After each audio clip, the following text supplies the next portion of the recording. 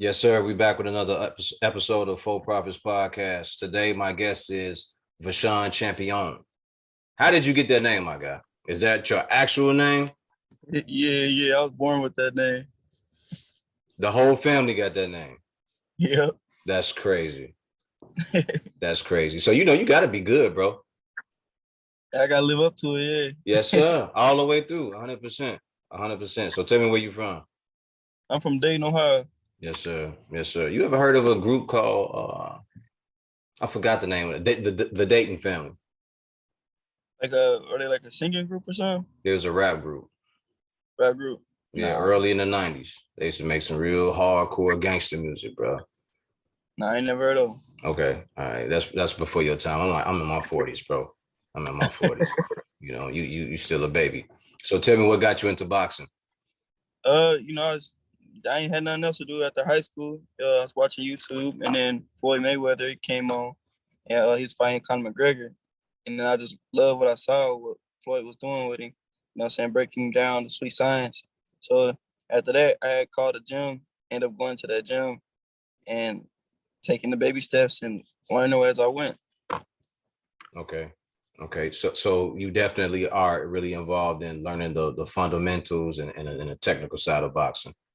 And most definitely, because if you ain't got no fundamentals, you ain't got nothing. If you ain't got a foundation, you can't build a house on mud. You know what I mean? You can't build one on sand either, my guy. Yeah. You can't. It's impossible to do it. So I saw that your record is 3-0, or what was it, 1 KO? Yeah. All right. Tell me about this KO. Did you trap him? Did you set him up? What was it? Or did he just run in? It was it was actually I threw a combination, and the last shot of that combination like stunned him. And after I seen that it hurt him, I just went straight forward. Like he ain't had no more legs, so I went straight forward, and it took him like 10 seconds for them to like wave the fight off. The doctor had to stop it. So the doctor had seen too much. Like he wasn't throwing nothing back. He was just getting beat. So it really, I ain't knock him out, but it was a technical knockout. In my eyes, I took his soul. You feel me? I took his heart from boxing. You did? You know what I mean? I don't think he fought since. Ooh, for real? Yeah. So what was his record when you fought him? He was 5-0. Wow, man, you did a number on him then, bro. Yeah. You did a number on him, man. That not to I salute to whoever that was, but you gave him some pain, man. If he ain't come back yet, you gave him a lot of pain. That's gonna stick. That's gonna stick with him for a while. So, do you prefer to work on the fundamentals and get your rounds in, or do you prefer to just get guys out of there as quick as possible? I mean, as I don't really go in there to go in for the knockout. Like Okay. I you know what I mean, break them down. And I don't care to get the rounds in either. So if the like knockout present itself, it present itself. But I don't want to go out there and first thing I want to do is put them down. You know what I'm saying? Because that's how you get yourself caught up. For a long time, there's been this saying called Ohio runs boxing. Is that true? Yeah, it's true. It's true. That's I can't trust you right now, man. You smiling too hard, bro. I can't trust you right now. Take a look. You said when you said Ohio runs boxing, it was like, man, everybody say that. Yeah. Everybody, you know what I'm saying? How produce good boxers. A lot of great boxers. A lot of great boxers come from Ohio. But I said that the Midwest ran boxing. Yeah, that's true. That's big true, because you got a lot of great ones. You got Sugar Ray Robinson, who inspired Muhammad Ali. You know what I mean? So you got a lot of guys. You got so many boxers, and then up to date you got your Sean Porters and and quite a few other guys coming up. So it's a beautiful thing to see. I don't think people know when they hear Philly Shell, they don't know that that's actually something that started in the Midwest. You know what I mean? I don't think a lot of people know. Yeah. I think they used to call it like a Midwest roll or something. I forgot what it was called, but that shit started in I think it did start in the Midwest or something like that. So okay, tell me this then, because I ask most boxers this when they come on here. Who are your top 5 Mexican boxers of all time? Mexican boxers? Just Mexican for right now. We're gonna get to everything else, but just Mexican. Julio Cesar Chavez. I like watching him. Oscar De La Hoya. Canelo. Dang, you asked me. Mexican. I like not Virgil Ortiz. I like him too, but he ain't. I don't think I could put him in that top 5 category. I Not don't yet. watch that Not many yet. Mexican fighters though. Okay. I say like I like what's the dude name? Andy. I love Andy Ruiz. Ruiz. Yeah, because you know what I'm saying, he was a B-side fighter and they took him for granted. And you know what I'm saying, he did what he had to do. And he stopped Anthony Joshua. Yeah. Yeah. You know The only thing about Andy is he has to be more consistent and keep his head in the game. You know, yeah, we all can tell after he got that check, he was just like, man, fuck it, I can do what I want to do. yeah, you know what I'm saying? He started enjoying life. I'm like, man, A little bit too started. much. You just started. Your journey was just you were just taking off. So he still has a ways to go. But I think Andy Ruiz is a good fighter. However, I'm gonna give you some homework though. So you got to check out Eric Morales. You got to check out Salvador Sanchez, and you need to check out Ricardo Finito Lopez.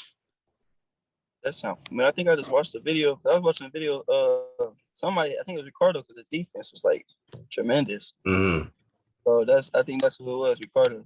Yeah, Ricardo Lopez was a fighter that he did everything with fundamentals. He set you up. He let you walk into traps and everything like that. So he's a very, very good guy to watch. And Marco Antonio Barrera, who is one of my favorites of all time, because he started out as a brawler, but they got him back into doing the basics. So even though he could punch and knock motherfuckers out, he started disguising it behind the fact that he was able to box just enough to put you in position to get hurt, you know. And he had a crazy left hook to the body, mean, vicious, man. When you go back and watch Marco Antonio Barrera, you're gonna see that left hook, man. It makes you cringe sometimes when you see him throw it. That's a bet. I'm gonna watch that for sure. Yeah, definitely, bro. So what weight class would you want to end your career at? Do you know, or am I speaking too far ahead? You probably speaking too far. I don't know for real. It really, you know, I'm only 23, so my body is still, you know, not growing, but I'm still growing into my man body, my man strength. So like right now, I made 147 easy. I wasn't tired. You know what I'm saying? I wasn't stressing my body out. It's not hard for you to make 147? Nah, not at all. Okay. I made weight. My last fight I made weight so easily. Like, I was on weight like 4 days before the weigh-ins. So talk to me about that then, because I hear about a lot of fighters who gain a lot of weight in between fights, 30 to 40 to 50 pounds. Do you keep it down in between like the 15 to 20 mark? Yeah. So I don't like kill myself. Cause my pro debut, I was like 20 pounds over, and the way I did it so wrong. Cause I didn't have nobody in my corner to tell me how to maneuver the right way with my weight, cutting the weight. So I ended up cutting down to 40. I was at 48, and I had like 2 weeks left. You know what I'm saying? And I was killing myself. You can see it when I went in. I was like drained. But like this time, I did it smart. I was cutting weight, and I set a certain goal for when it's time to fight. Like if I had 3 weeks left, I gotta be at like 56. Be at 56. When I got 2 weeks left, try to be at like 53 and walk around at 53 for the last 2 weeks. And then once you got 7 days left, that's when you go ahead and cut the rest of the weight. Mm-hmm. Mm-hmm. Yeah, I talked to a few guys, and I was like, hey, I don't box. I did it growing up, but one of the things I always watched was like the coaches always told guys to keep your weight low. That way you don't ever have to strain yourself and drain yourself down and boil yourself down just to make weight.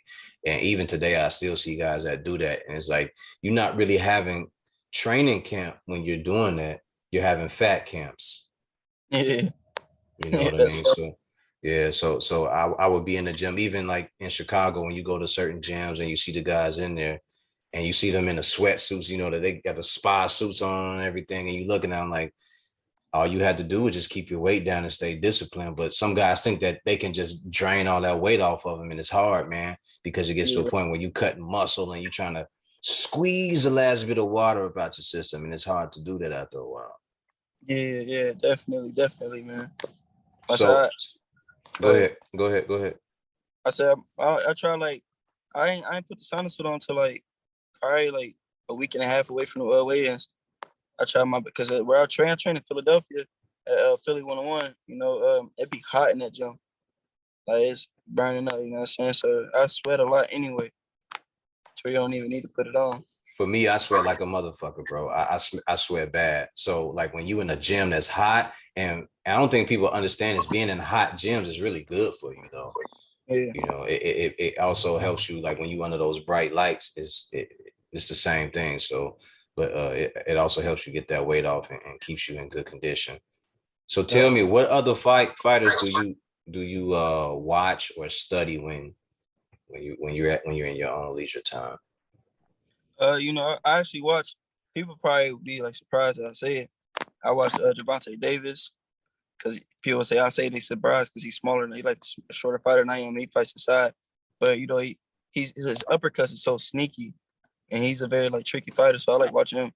And Lomachenko, I watch him a lot.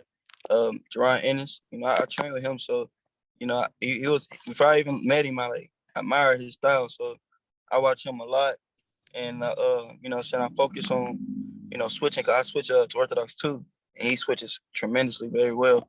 So I watch Jerron Ennis. I watch Errol Spence, Mm-hmm. and then Terrence Crawford too.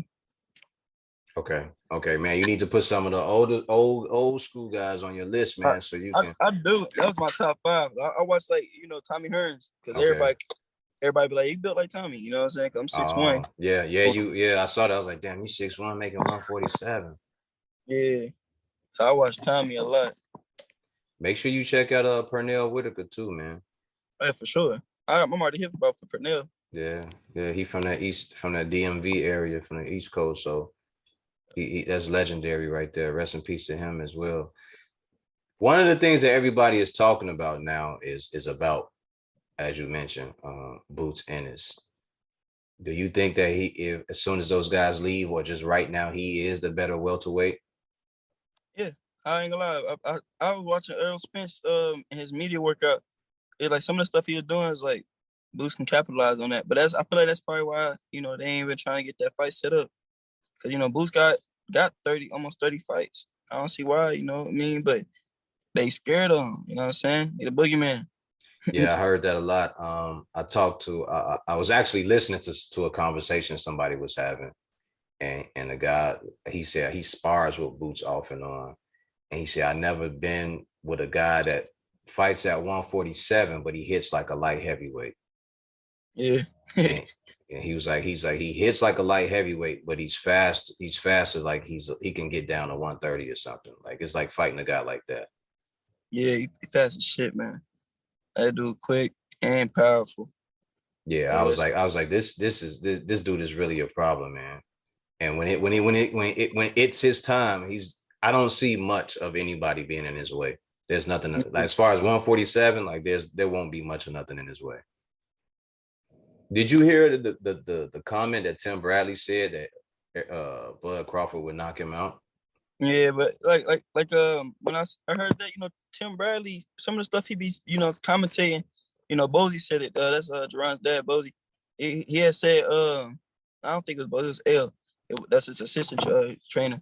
But he was like, some of the stuff that Bradley be saying and commentating, like he didn't even do in his career. You know what I mean? So he can't say that. And if that's the truth, then why ain't the fight man set up? There it is. You know what I mean?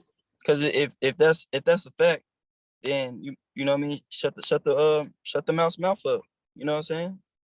Yeah. To say that Bud could knock him, and I'm not saying that that's what's going to happen because Bud is a championship fighter, but for him to say that, and I get it, you sticking up for your boy. He's on Top Rank or he was on Top Rank. You brought him into the game and you did all that stuff for him. That's your guy, ride or die. I get that, but if we being reasonable and we looking at the skill set of Boots Ennis and the skill set of Terrence Crawford, Bud is really good at what he does, but I think Boots is too fast and too strong. Yeah, I agree with you on that 100%. And not just for anybody that's listening, it ain't just fast and strong. If you ever watch this boy move, he can do a lot of stuff that a lot of guys can't do. He's light, just as light on his feet as Bud is. he can box when he wants to, and then when he starts to step inside and wear your ass out, you can't go nowhere. Yep. You know how to cut the ring off. Where you gonna go? You can't hide. You know what I mean? So when I heard that, I was like, man, Tim Bradley, like, I get it. Ride for your guy, ride for your dog. But we got to start telling the truth, man. Like we got to be serious about this thing. Because if you saying your man's can knock me out, bring him over here. Yeah, show me, you know what I'm saying? Yeah, you ain't got no fight coming up. Just waiting for nothing. Yeah, come on. Show me that you with all the smoke, because I'm with that shit too. And Boots sitting around waiting for that anyway. Yeah. So tell me something, man. What you got going on outside of boxing, bro? As far as on what? Like, exactly. Do you got any businesses going on, or? I got me and my brother about to launch our clothing brand. It's called The Chosen Champ. It's off of my my handle on Instagram. But we're gonna maneuver off of that because it's both our names. It's champion. So he draws too, so he does all the designing. You know what I mean? And I'm doing most of the marketing. Okay. So we're gonna launch that out. I'm trying to get into to real estate, but that's further down the line. And my dad, he drives trucks, so I'm trying to get into the trucking business as well. Yeah, real estate is a good move for you too. It'll make money in while you sleeping and everything. So it's definitely a good thing. You got kids? I got a daughter. Yeah, I got a 3-year-old daughter. Yeah. I know that. I know that's so beautiful, man. When you see her, man, I know you just light up, bro. Man, all the time. I ain't see her.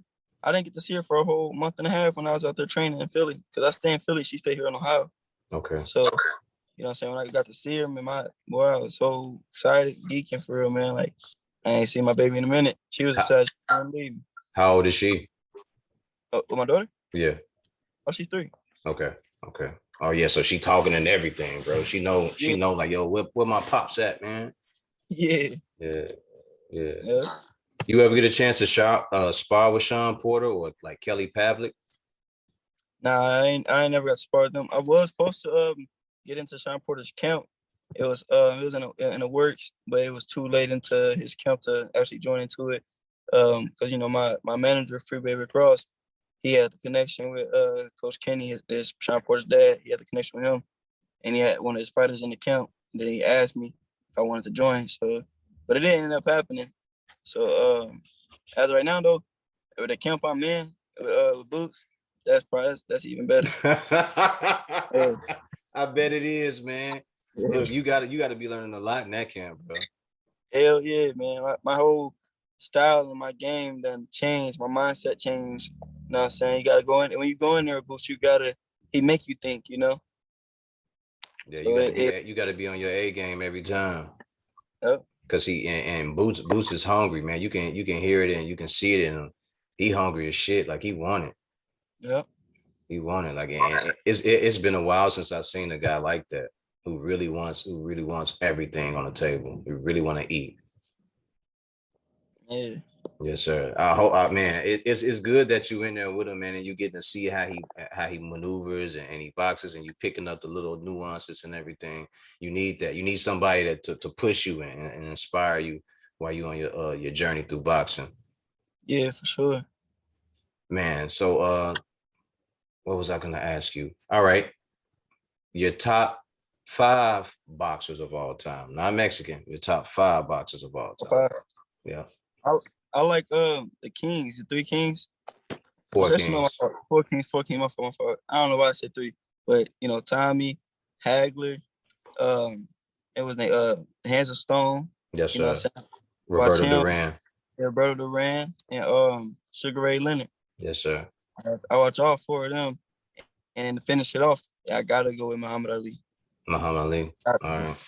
If it was between Floyd and Muhammad, what are you doing? Hold on, I'm you, bro. Yeah. But if I had to pick between Floyd and Muhammad, I'm gonna go with Muhammad Ali, man. I just like the way he moves.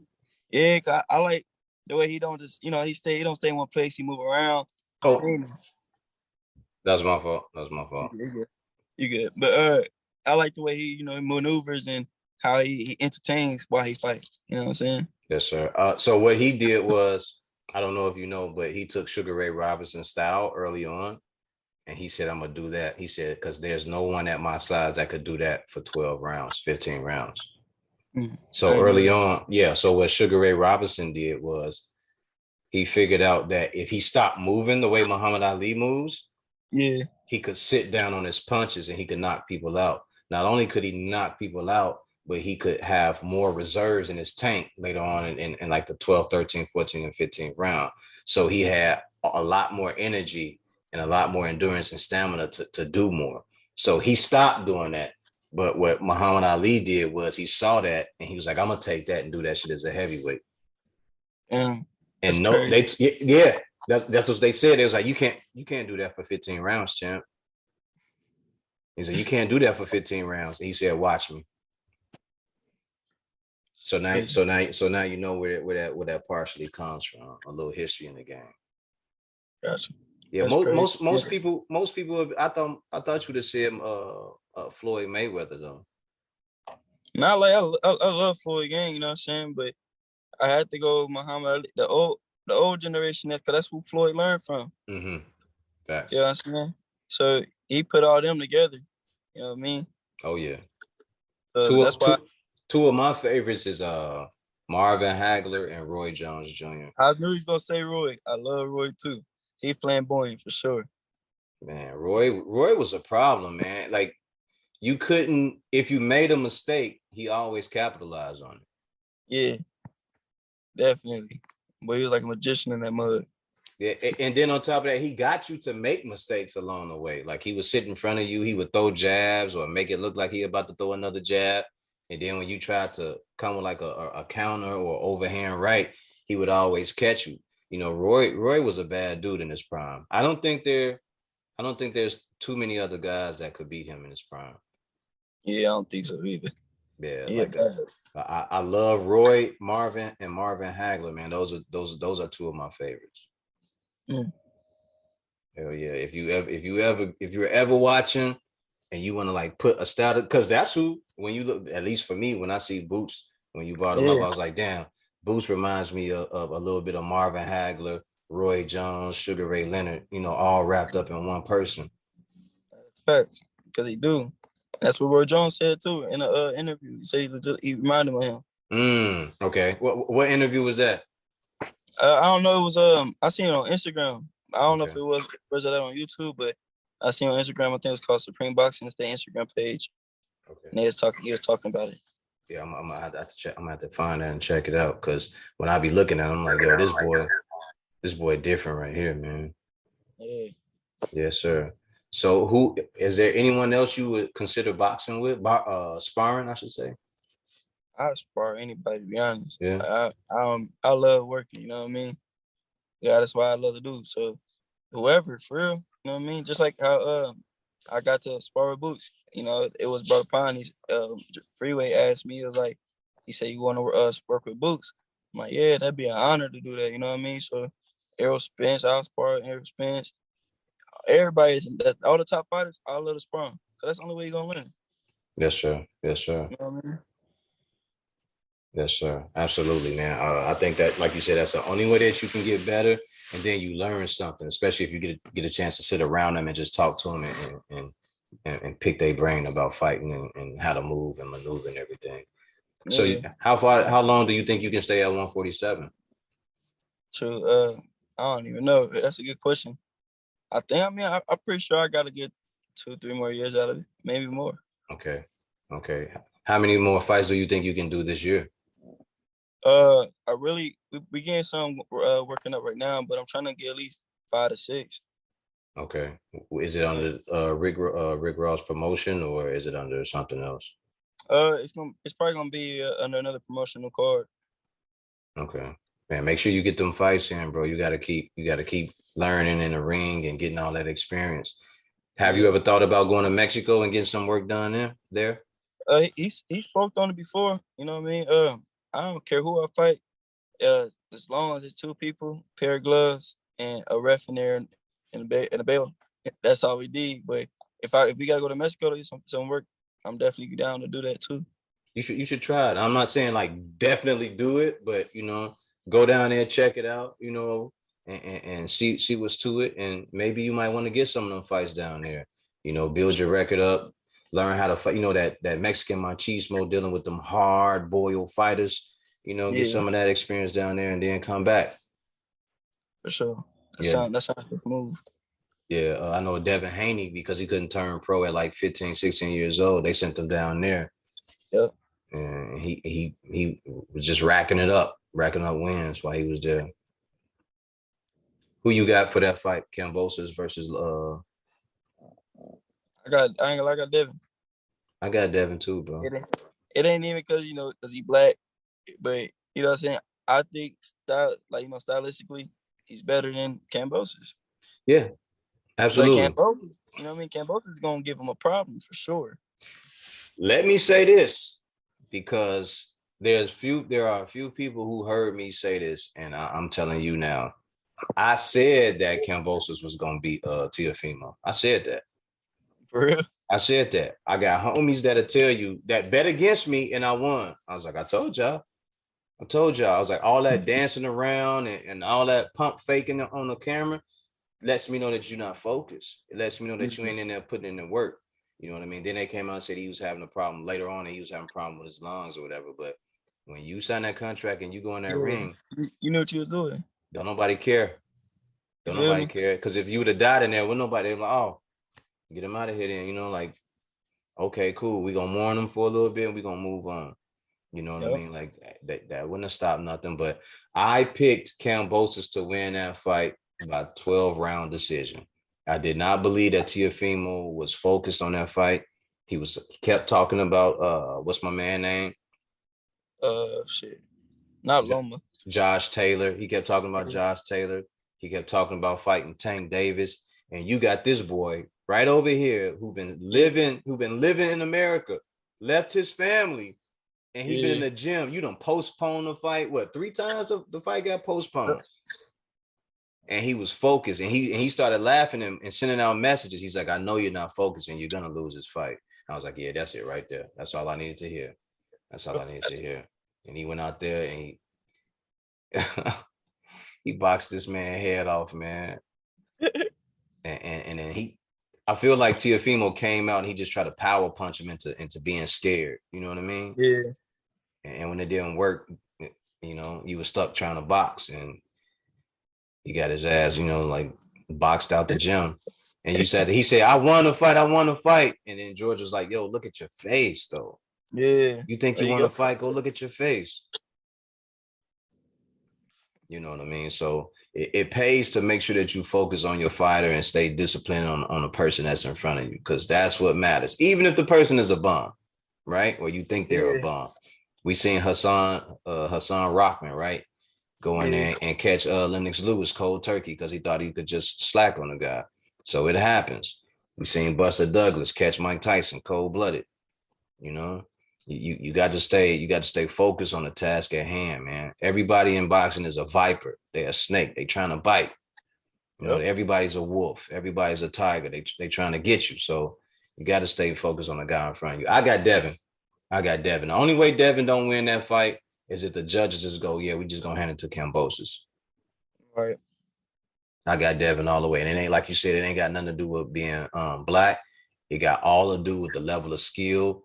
Devin is a thinking fighter. He can outbox you. He's light on his feet. He knows how to use his feet for defense. He knows how to feint for defense. He has an excellent jab. He knows how to put his combinations together. And everybody keep talking about him being chinny, but he got hit once in his entire career that y'all made it, like that, not you, but that people made this big fuss about. One time. Yeah, once. Yeah. One time. Because he was trying to prove a point, right? And that's what I be saying, man, to you as well. Don't let these fucking reporters who never had no fight, bro, talk you into doing something that you know more about than they do. Don't ever let them do that to you. They talked about Shakur Stevenson when he fought Nakatila because he ain't knock him out. Shakur did what he thought was best in that fight. Yeah. You know what I mean? I'm a boxer. I'm going to stay on the outside. He's a power puncher. I don't want to get caught. That's all he did. He stayed out the way. So to you and to anybody else that's listening, all the fighters, Man, don't let these dudes talk you into doing something that you ain't supposed to do. They ain't in there fighting. Exactly, yeah. They ain't in there fighting. They don't even want to fight. That's why they sitting there watching you. And the majority of them guys don't even know what you're doing. They don't know about they don't know about an L step, a rhythm step, a bounce. They don't know about none of that stuff. They don't. I know a little bit about it because I did it, but they don't know nothing about that shit. They just saying, oh, he should throw his jab. No, maybe he shouldn't be throwing his jab. Maybe he should actually disengage. Yeah. You know what I'm saying? These guys, man, they don't know what they be talking about, man. But we gonna see a good fight, man. What you think about that Rolly versus Tank? Man, Rolly doing too much. You see, Tank ain't talking too much about it. He dialed in. Yeah, you know, Tank wanna do him in. Yeah, because Rolly talking too much, man. And whoever betting their house on that boy, they gonna be salty as hell. Be homeless. Man, if you're listening to this podcast, put your money on Tank. Because if you don't, you are foolish to put it on anything else. For real, you're gonna be salty as hell. You're gonna lose that money, man. Man, I think that fight is gonna be brutal.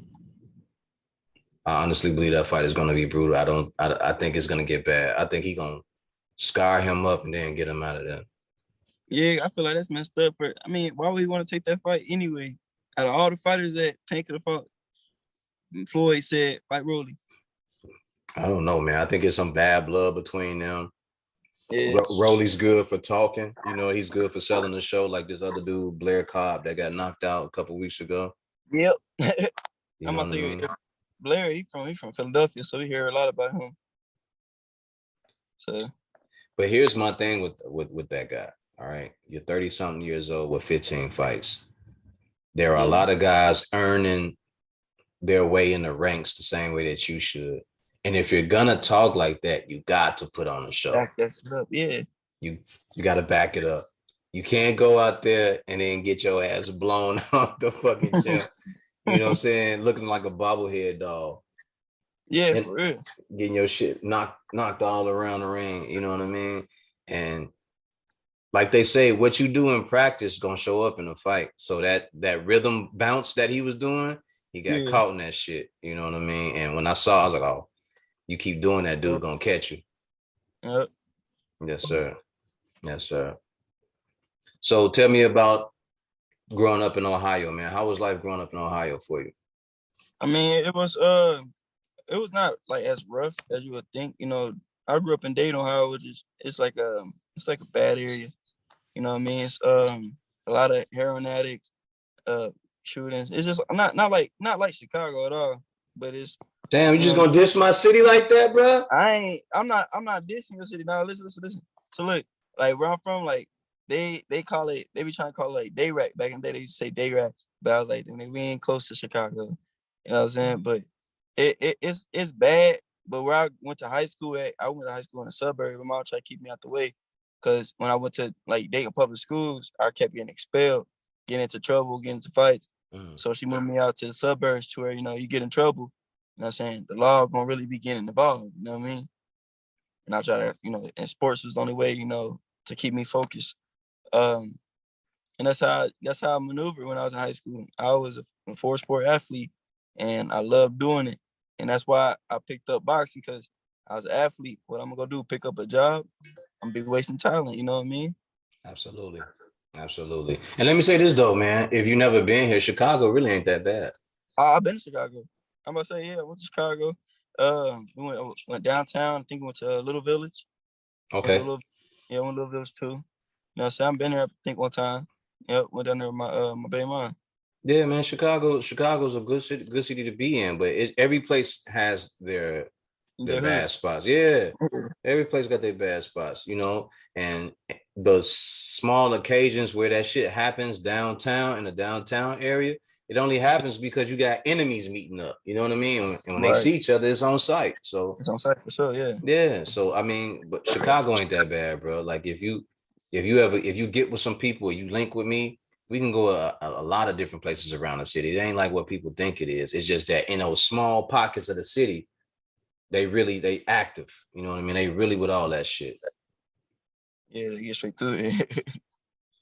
Yeah, and they get busy. they get busy for sure. You know what I mean? Like you just got to stay out the way and make sure that you know the signs of danger when it's happening. You know, Yeah. especially for me, I grew up here. I grew up in an environment similar to that. So for me, like when I'm maneuvering and I see the signs of the shit, I'm like, all right, we gotta go, y'all. We gotta go. But I mostly stay out the way. I'm downtown. I'm in the West Loop, the South Loop, all over. So I don't get into no foolery like that. You gotta avoid shit like that, man. I'm trying to live, bro. I'm trying to enjoy life. Exactly. You know what I mean? But yeah, man, when next time you can, bro, especially during the summer, make sure you visit here and enjoy it. You know, we got some great food here. Great food here during the summertime. It's one of the best places to be. So what did y'all That's, do? What did y'all do when y'all came here? What was y'all here for? Just to chill? we went to my daughter, she loved being around water, so we went to the little beach I got out there, the little lake. Okay. And we went up, and when we was in Little Village, went to this little Mexican restaurant, little Mexican joint. Really, I just was going, just it's a 4 hour drive or not, you know what I mean? And I ain't want them, because she was gonna go without me or not, but I ain't want them to go by themselves. So I ended up going out there just for the experience, you know what I mean? Get out Yeah. the house. Yeah. When you around Coach Bozy, do he make sure that he teach you the fundamentals? Do he make sure that that's something that you stay on? Yes. Especially on defense too. We practice defense a lot. Yes, sir. So Yes, sir. definitely, yeah. Bozy ain't just a teacher, he a master, man. Like, you know what I mean? I look at Bozy like master, like he Mr. Miyagi. You know what I mean? Mm-mm-mm-mm-mm. Yeah, I He look at him he like keep you out of line, huh? yeah. And then you gotta be on your like you gotta be like you say, you gotta be on your shit, man. You gotta be on your game. Cause we go in there, we work 4 minute rounds. We don't do 3 minute rounds in the gym. 4 minute rounds. So that extra minute actually does like you can feel the extra minute, you know what I mean? Yeah. Like when I came back home, like yesterday, was it Thursday? Yesterday I was sparred. The 3 minutes went so fast. I'm like, damn, that was it. So when y'all do the 4 minutes, do y'all do the 30-second timeout? Yeah, 30 second rest. Yeah. Okay, cool. Oh, he doing it the right way. He doing it the right way. Build your stamina up, man. You won't even notice it after a while. You feel me? So Yeah, yeah, yeah. I love it out there. I love the teaching and all that. Like, you know what I mean? I'm learning so much more than I did while I was at home. You know what I'm saying? Because his sons were professional boxers too, right? You said his son? Not just Boots, but the other Uh, older ones. yeah. Okay, Brian, cool. yeah, they was pros too. So when you in that gym, you get to see Cool Boy Steph too, then, right? Yep. I be seeing Cool Boy for sure. Yeah, Most definitely. I like his last fight against Brandon Figueroa. Yeah, Figueroa. Yeah, I like Man, the talk the whole time. I ain't even know Steph was gonna stay in the pot in a inside with him like that. Yeah, I was like, damn, Steph. I'm like, get out of there, get out of there. Now I just saw him relax and I was like, oh, he got it. He got it. yeah, He got it. Hey, them Philly boys, some tough motherfuckers, man. You around the yeah, right camp. yeah, for sure. You around the right camp. Have you been out there and checked out the Philly cheesesteaks and shit like that? Because I hear a lot I, about that. I had one it was good. I couldn't finish it. It was like too much food. You feel me? Really? Okay. Yeah. It was stuffing. So I had that, and then when I got back out there, 'cause I went there for a week, and then I had fun, sparred, had fun. I came back home. Then after that, I made a decision to move out there. And then when I moved out there, I was like, I can't. I gotta stay focused. I gotta eat right Yeah. because this is the real deal. You know what I mean? And Yeah. then once camp getting started, I had to adjust and make my body not eat that greasy shit.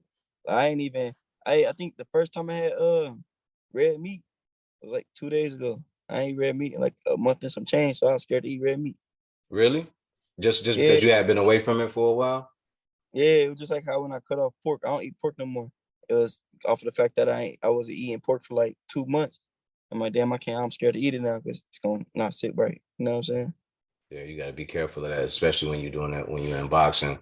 I cut pork out for a very long time, and then like maybe a couple years ago, I started having little bits and pieces here and there. Like maybe I have a little piece of bacon or something like that, or if someone I know makes a good pork chop, I may have that, but I don't have it. I try my best not to eat a lot of that shit, man. Right. Do you plan on having more kids, my guy? Shoot, whenever I find the right woman. We know that's important, right? We know that's Yeah. important. Yeah, I gotta find the right one this time, man. Can't run into no goofies, man. Man, hey, don't let it happen, bro. Don't let it happen. And for you right now, all you need to do is just stay in the gym and work, stay disciplined and focused on the mission, and the right one will find you. They normally do. You know what I mean? You don't have. I'm gonna say I'm right now, like probably these next year or two, I'm treating my life like I'm in prison. You know what I'm saying? Reading my books. You know what I mean? Going to the gym, come back home, eat, and just keep reading books. That's how you're supposed to do it. You know what I mean? Yeah, cause I gotta build my body into a machine. Bro, that because you only got that one. You only got that one. Yeah, you feel me? So like right now I'm at home kicking it, but I'm not really kicking it. I'm still training. You know what I'm saying? Your body is a fighting machine, bro. It needs to be a well-oiled fighting machine. And you got to keep it that way at all times. Like you said, you watch Floyd. You got to know that Floyd he ain't smoke or drink, bro. Yeah, Bud Crawford he don't smoke or drink. And Andre Ward, no smoking, no drinking from them. You know what I mean?